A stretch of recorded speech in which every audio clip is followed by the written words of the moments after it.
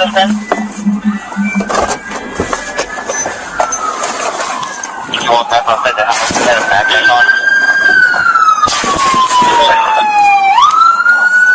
Madison, did you follow on Madison? Sorry, no Madison. Y'all see the way he put that coffee down and went to work?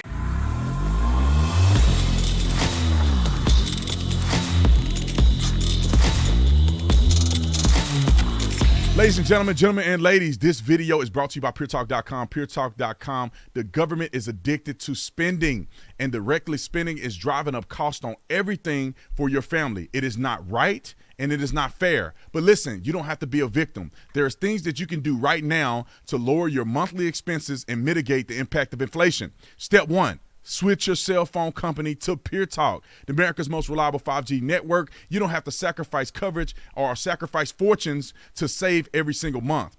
Look at your phone bill. You and I both know the phone bill is way too high. Ain't that right, Bo?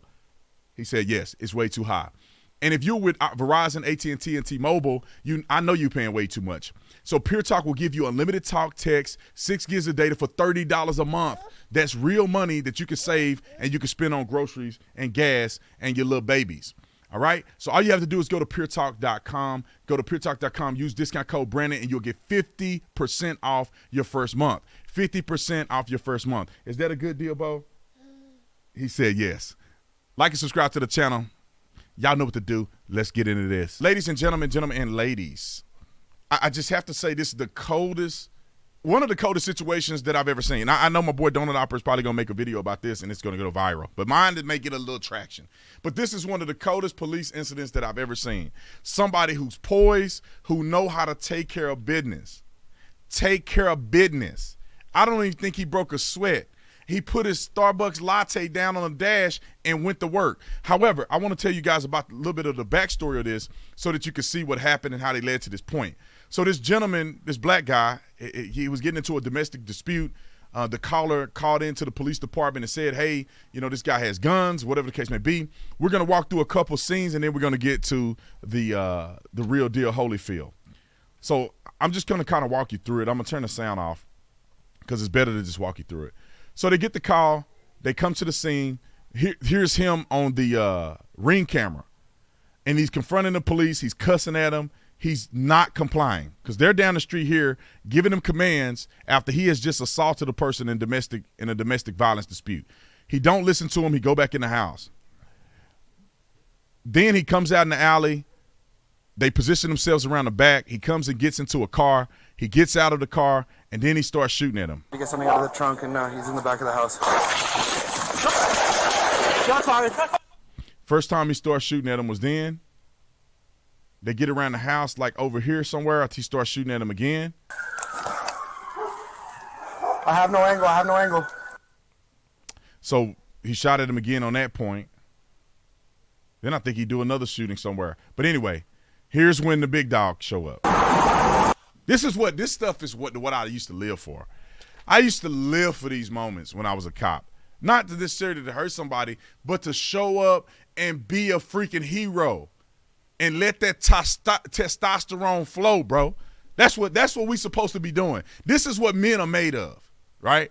That's why I wanted to do policing, because it just brought the inner hero out of me. I'm going to be honest. And most cops in America are like this.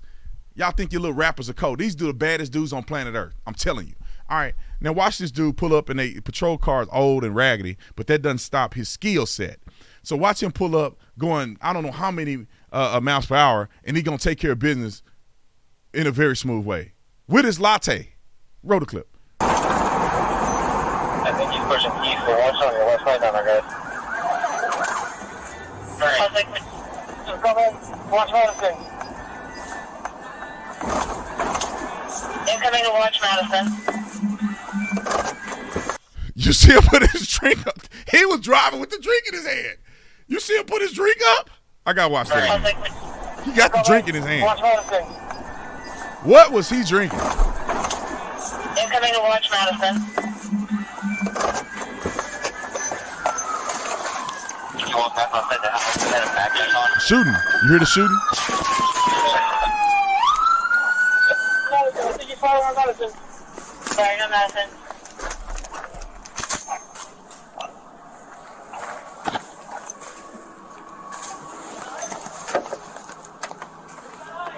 Alright, be reloaded. Reloaded. Are those shots coming from the outside?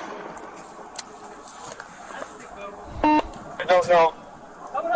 So when you hear that bonk, that means a lot of people are trying to get on the radio at the same time. So he's trying to get on the radio and tell him I got him, he's down, and people are getting on the radio running their mouth.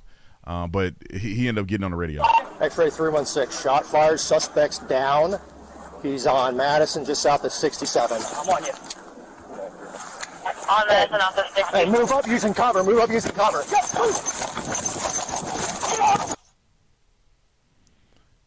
Great. Got him. And they go up to him to clear him. So, yeah, he had the gun. He had a gun in his hand. He had a rifle. And what ended up happening, I don't know why the man decided to take it there, but it is what it is. What ended up happening was the officer there had shot him, and he went down, and then he took his own life.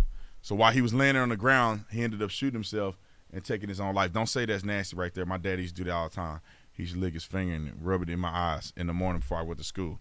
That's what a real dad do. Anyway, he ended up taking his own life. But, you know, I thought that was really, really cool. And sometimes we got to highlight these police officers. I don't know if they had a police officer's name. I want to meet that guy, and I want to take him to lunch or buy him a lunch or buy some pizzas for the police department, because we need heroes out here that are willing to protect the public. You have a guy who abused a woman, so he's a threat to her. Then he's randomly shooting in the public at AR-15.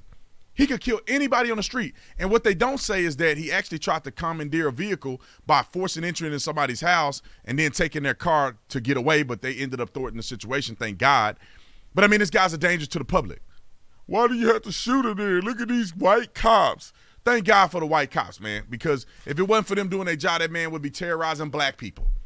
Anyway, I don't want to get into that. I know Benjamin Crump is on his radar trying to find a way he can make that, spin that into a racial encounter. But shout out to these officers, man. That's why training is so important. That's why being poised is so important. And when you put on the uniform, you got to make it up in your mind that I'm willing to kill anybody at any time, any day, if it comes down to it. That's what a warrior mentality is like. You do good for the people, and you be kind when kindness is applicable. I love you guys. See you on the next one. I'm out.